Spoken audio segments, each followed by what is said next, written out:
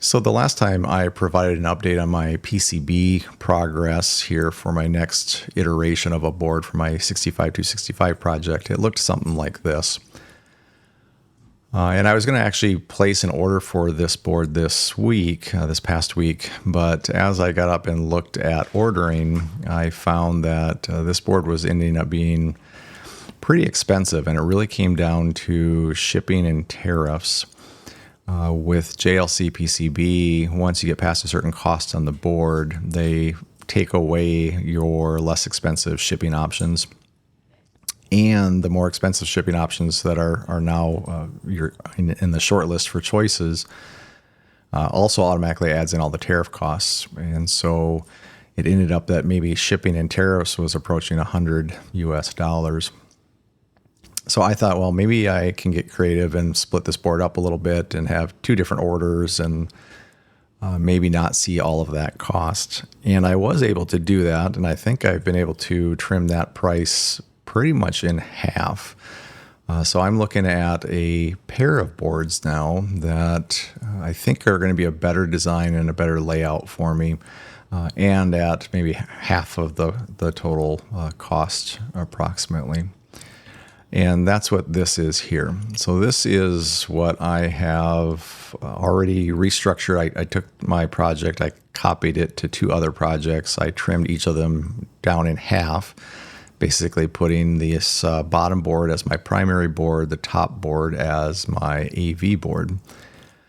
And then obviously I rearranged things probably in a much better way. So now it's a more square pattern. It's 268 millimeters wide by 243 high, or about 10.5 inches wide by about 9.5 inches tall.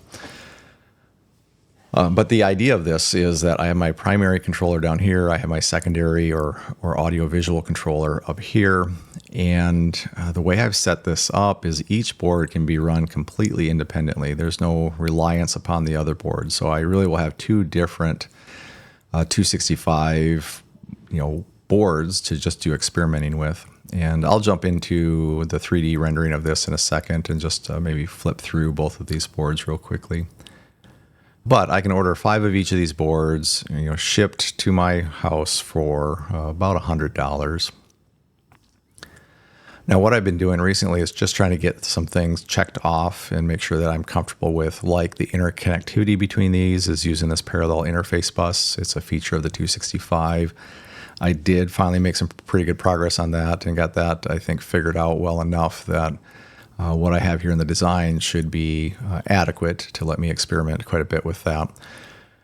The one outstanding item I need to validate is this VGA circuitry up here, and I have received in just a small board to test just that portion. I am waiting for parts for that though, and so hopefully in the next week those parts will come in, and within a couple of weeks I'll validate that. And then at that point I'll probably order up these boards. There's a slight chance I might just order these as is too, and be hopeful that the VGA design work I did previously doesn't have any significant errors in it. Most of it is just making sure I've got the right pins connected here, because the harder part is going to be the logic inside of these 5 GAL chips. And as long as I've got the pins connected correctly, I can modify that GAL setup as much as I want.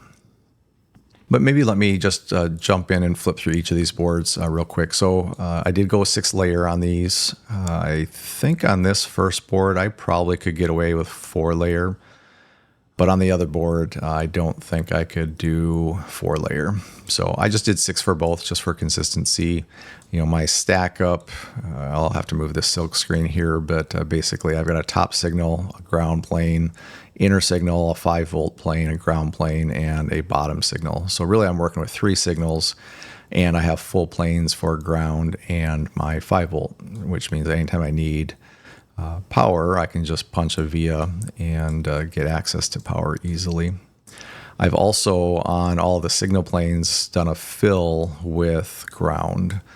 So there's a lot of ground in this.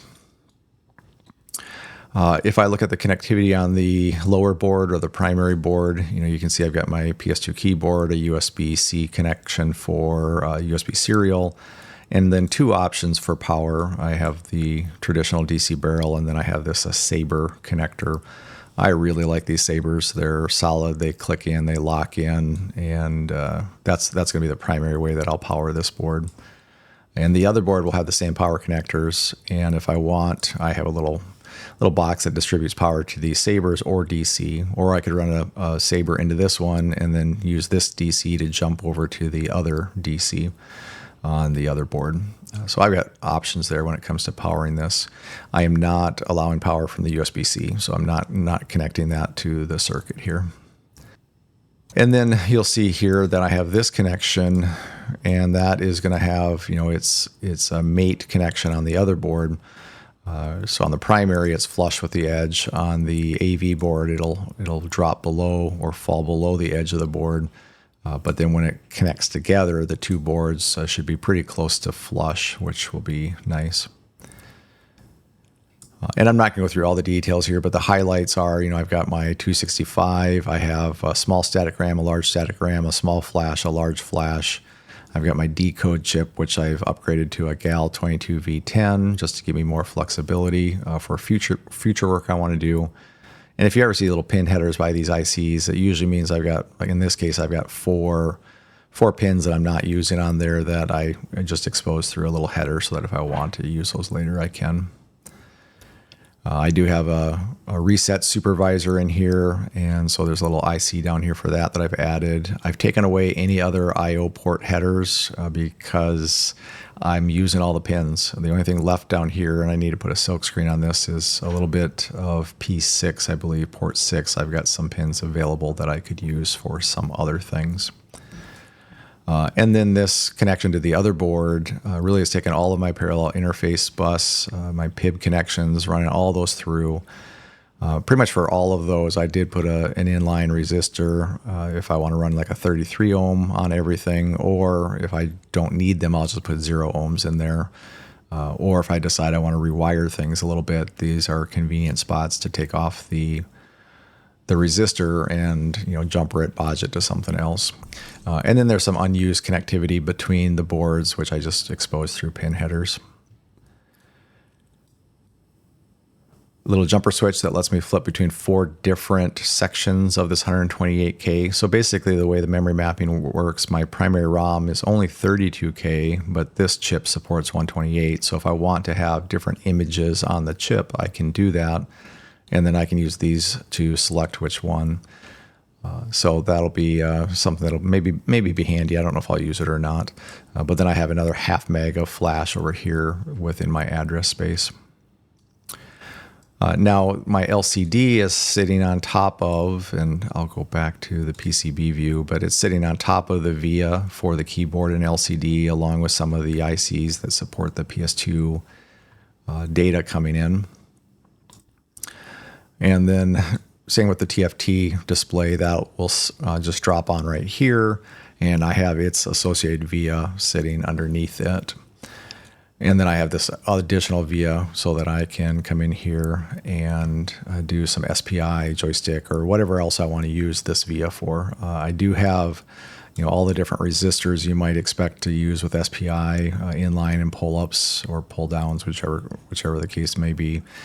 And then I've tried to give myself some flexibility on like pull-ups on some of these interrupt lines. You can see I'm putting a bunch of the capacitors and things on the bottom. I'll continue to clean up the silk screen on this and maybe do some other little incremental improvements, but this is pretty close. So if I jump over to this other board, let me go through the connectors first. I've got the VGA, I've got my mono output. So I decided to go with 6-channel audio, but it's all going to go out left and right channel, to the line out basically in a mono fashion. Each of these YM2149s has 3 channels of audio, and I combine them all. I take all 6 and roll them together and then duplicate it on the left and right output.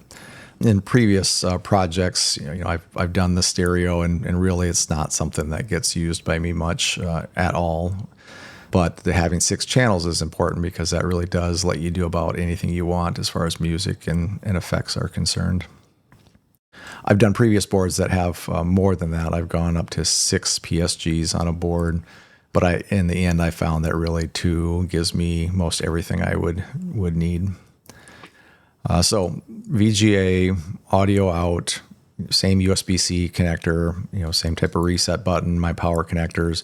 And then I've got this, I think it's called an EBBI connector. This is a 68-pin connector that I'm using to connect to the other board. And basically it just clicks in. And these are nice, solid connectors. They lock in really well. And I have a whole bunch of those, and those I really do like. So that'll be the nice simple connectivity. Now, obviously I don't need 68 pins, but I included probably 20 ground lines interdispersed between those signals.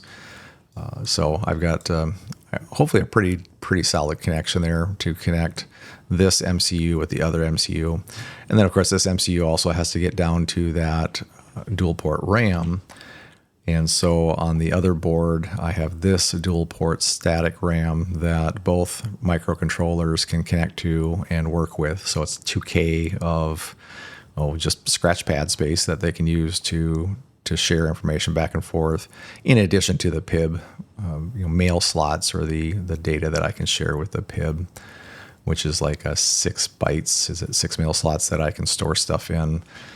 So maybe 6 bytes of data, but if I want to have more, I either have to stream it and process those interrupts, or I could have this primary write a whole bunch of stuff out to this static RAM, flip a note or a command over to the secondary, and then the secondary has direct access to read and write back to that. So that'll give me some flexibility, I think. Now, none of that's been tested, so that'll all be stuff that I'll get to do after I get the PCBs. But all the rest of these components that you see here are all the same. And then again, I've got a VIA here that simply controls these PSGs. Now these PSGs also have 16 bits of I/O that I don't have used on this PCB at least. So this is where I could hook up joysticks. I could hook up joysticks. Basically, I have 4 8-bit ports. So if I want to hook up joysticks or some other type of I/O, that's all something I could do with these PSGs. I have the same expansion bus over here, the XBus 265. I've got flexibility to support more interrupts, and I have a chip that kind of rolls up all the interrupts that takes it to IRQB on the microcontroller. Same switches here to control which 32K of the ROM. I've got my speaker. You'll see a couple oscillators here. One is for the VGA, one is for the sound down here, and then of course the crystals for the microcontroller. And then the VGA is all being done. I've got 4 dual port static RAMs along with 5 GAL chips. And I had commented in a previous video, I went to this format of the GALs, not for the packaging or the format or the size, but just availability, speed, and price. The faster GALs in the DIP format are getting more and more expensive and harder to find, but these PLCC versions seem much more readily available at a better price. And that's actually what I'm waiting to come in right now, is some of those along with these PLCC sockets. And then the back of the board looks like this at the moment.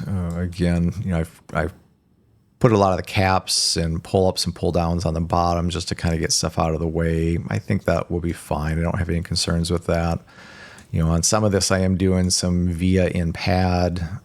But when I go to order this, I will order it with filled vias.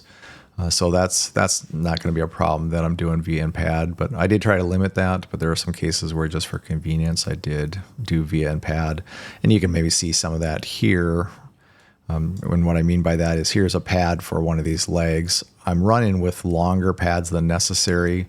And then I'm just putting the VIA out in the pad, and that way I can go straight from this pin down to the inner or bottom layer of the PCB if I want to do that for the signal. A lot of risk in both of these boards. Still pretty healthy size boards. There are a lot of runs. There's only taking address and data out of the microcontroller and trying to get it to all of this stuff. Definitely required me to run some long traces, to be splitting traces along the way. And I I didn't go crazy on trying to get that all perfect. I laid out something that I think will work, but until I get these boards, I really I won't know until I can start testing it. So that's some unknown quantity here, I guess, that I need to plan for the risk that might come with that. But I think what I would do with each board here is I'd get the primary board, I'd populate the core of it. I probably wouldn't put in the secondary static RAM or the dual port RAM or the secondary ROM. Those aren't things I'd populate, or any of the stuff over here to the right. But I'd try to get similar to my current board, the keyboard, the USB serial, the main MCU, static RAM decode, and then this LCD and its VIA all up and running. And if that proves that that's working fine, then I'll add in probably the additional static RAM and flash, and then I'll just kind of keep working my way over and then populate and try to get this LCD going again. So I won't fully populate this, but I'll go little by little and just kind of make sure the core works before I take the time and energy to add on. And there is enough for me to work on this for months and months and months. So when I get it, there's a lot of work I can be doing with this TFT LCD. I introed that in a previous video. There's a ton of SPI work I can do, real-time clock work. There's making sure all this static RAM and flash works and my decoding works and testing all that, the dual port RAM access, making sure that works. Throughout all of that, I've got some decode logic work to do down here in this gal. So there's a lot there, and really the same can be said over here. All of this sound stuff, it's stuff I've done before, but not in 265 setup, and it's been a while, so I have to refresh myself on some of that stuff, and there's a lot of assembly that can go with that when you get into the sound stuff. And then, of course, this VGA is going to have a bunch of risk that hopefully I can try to mitigate a little bit if I do some testing on an isolated board and try to get all of this gal logic done ahead of time. And ultimately then that will get me back to a pair of boards that look like this, and then as I connect them together have a single board that looks like this. I did consider an ATX format, and I decided to forego that. That wasn't a priority for me. Really, I want to treat these as two independent boards, work with them independently, and then when it makes sense I can connect them together quickly and easily. See how I can use the bottom as the primary and the top as the secondary, and I'm not worried about having those, screwed down into an ATX chassis or anything like that, or use an ATX power. The ATX power connectors are so bulky. My Sabre connector is bulky enough, but the ATX is even more bulky. So this, I'm pretty happy with how this ultimately came out layout-wise. And so, of course, now the big test is, can I actually make this work, and which pieces of this are not going to work the way I've designed it, and how far can I get with this before I have to spin another board. I think this collectively could take me months and months to work through all this stuff, maybe 3 months just to work through all the things I could do with this. I guess my next step is I need to validate VGA, and then as soon as that's done, I'll get this ordered. I'll probably order it on the slow 2 to 3 week option. I need to order some additional parts that I don't have, and that probably is going to get me to the end of February, I suppose, before I might see these boards come in, if things go well along the way, which then means maybe throughout March I can be trying to get the core functionality of this up and going. Now, in the meantime, I have the Western Design Center SXB board I can be working with. I have my first version of a small board, very similar to the SXB, and I can work with other things like the tone generators, just doing some stuff with that. There's other functionality of the 265 that I'd like to kind of learn more about and experiment with as I'm waiting for these PCBs and parts.